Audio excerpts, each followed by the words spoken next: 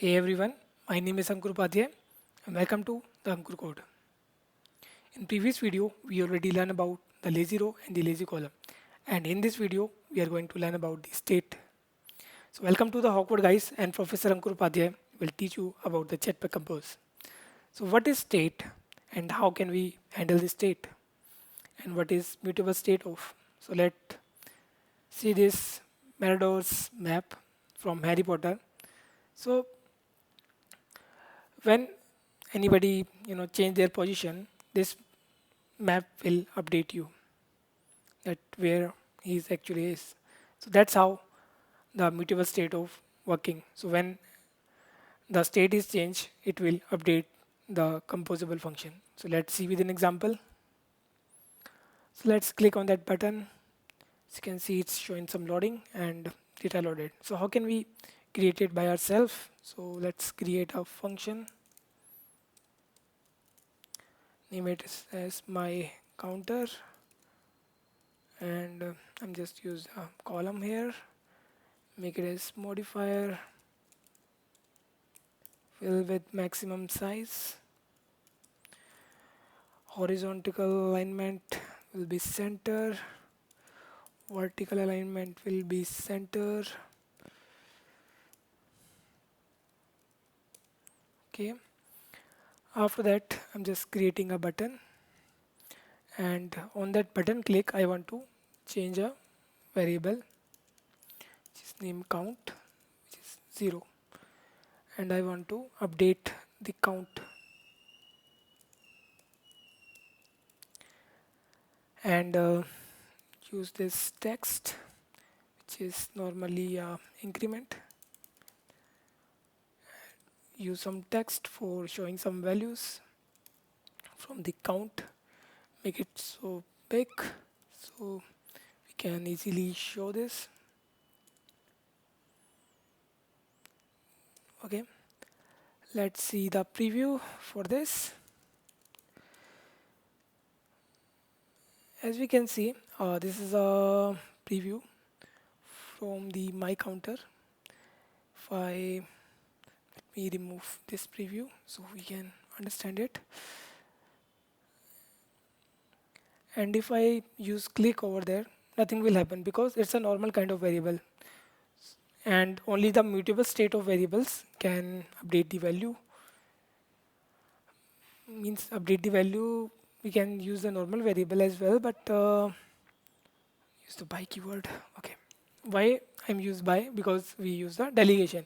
If I use equals to, as you can see, it's a type of mutable state of integer, so we have to use dot value, but I really don't want to use it. I just want to use integer directly. That's I'm used by. But even I use this mutable state of, the value is not updated. Why it's not updated? Let me tell you.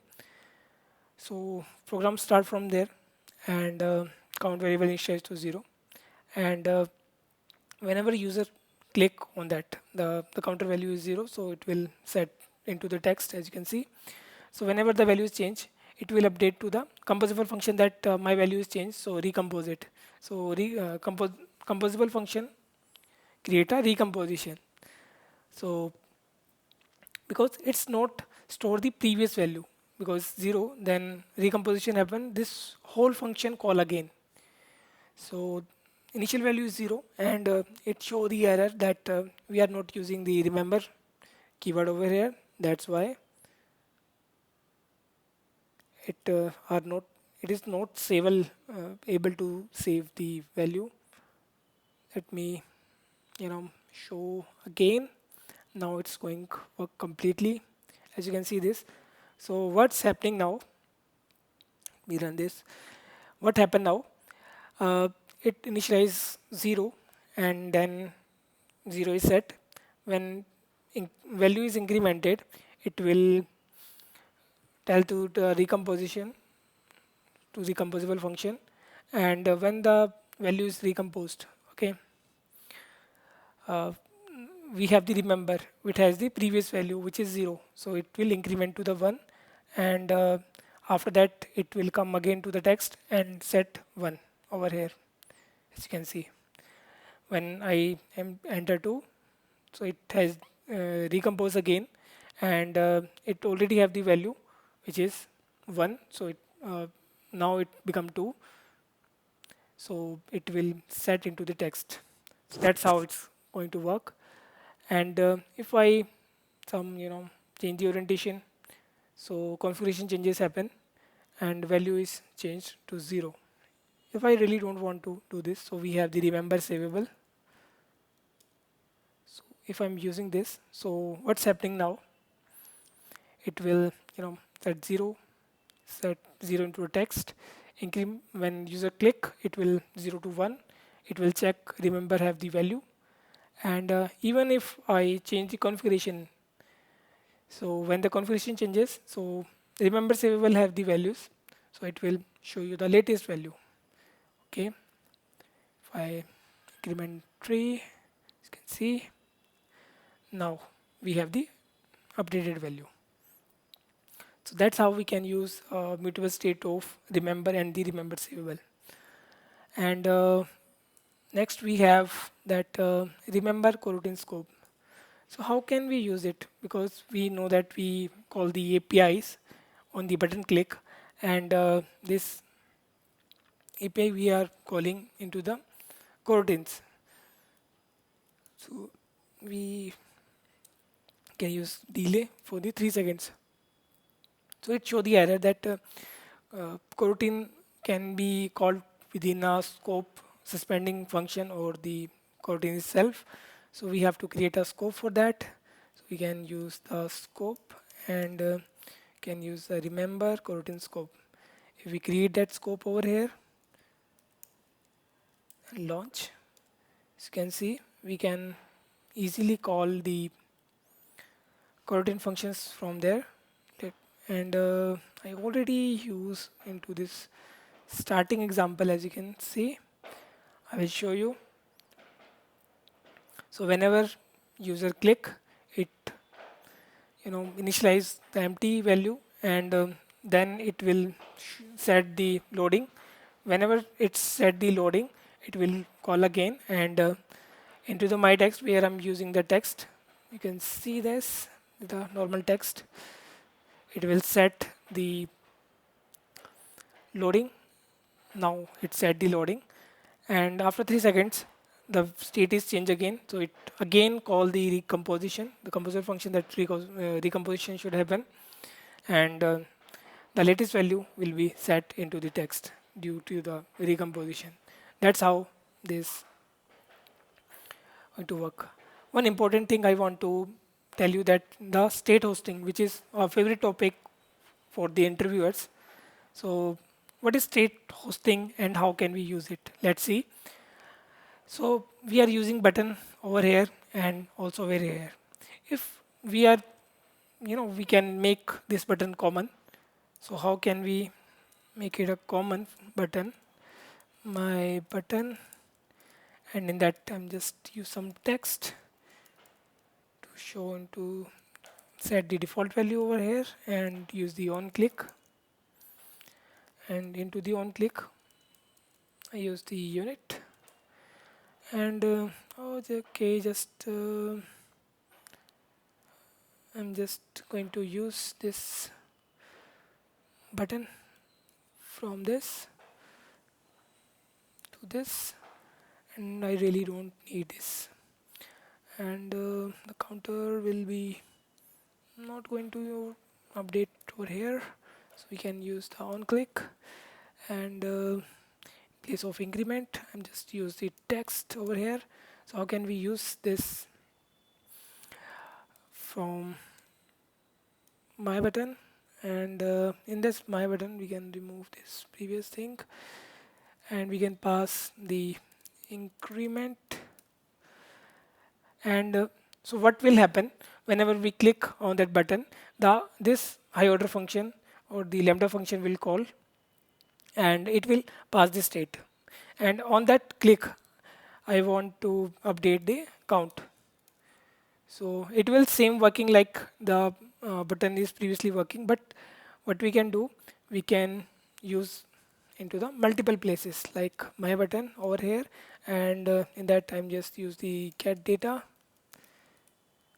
and in that, in place of doing something, I'm just pass it over here, and we can remove this button thing. So if I'm use the preview for both of the variables, I will show you it's working exactly same. Let me show for this. As you can see, it's a little bit, you can say data is loading, it's working as usual, and for this it's working same. As you can see, incremented value. Okay, so this is, we can say it's a state hosting, which means state is hosted by the parent and child will give you a callback. On behalf of that callback, you can update your state. So this is a state hosted by the parent and this is a child. So that's how we can reuse the components into the Jetpack Compose. It's a very cool thing. If you try by yourself, you love this thing. At last, we have the derived state of, and why we are going to use it, because it prevents from the unnecessary composition. Only update the UI for the final derived changes. What it's mean actually, let show you this thing. Like I have some, I want to use some even odd thing, and if this count is even, I want to return as even, else I want to show that odd, and we have that my status, so we can show the value into it, my status even odd. So even though if I run it's work perfectly, but what will happen, like we are using the scope, suppose currently we are not using, but suppose we are using the scope and any other thing into this. Okay, even though the counter value is not going to update on this scenario, but this will reevaluate, recalculate again. So prevent it, we can only want when this count variable is updated, only then we have to calculate the even odd. Even the count value is updated, not every time. Okay, so how can we use it? We can use the remember, and in that remember we can use the derived state of, and in that derived state of we can simply use that variable. Okay, that even odd, and because we are not, as I already told you that even we have to use that value over here, or we can simply use the by, means the delegation, so it will you know save your things. So now we can simply use the value over here, so it will update the even and odd. So what will happen, I will tell you that it will only get updated when the counter count is updated, means it's derived from the other value, like starting it will set the 0, 0 is even, so it will set the even because counter is initialized. Even though even I click on that button and some API calling, even the counter is not updating, so it will not going to update these things. So it will prevent from the recomposition, even like recomposition happen because of this scope variable. So even though count variable is not changed, so we only want to update the even odd whenever the counter value is updated. This is very useful when we do some real stuff like the cart thing. Let me show you. So whenever we adding some cart or some things,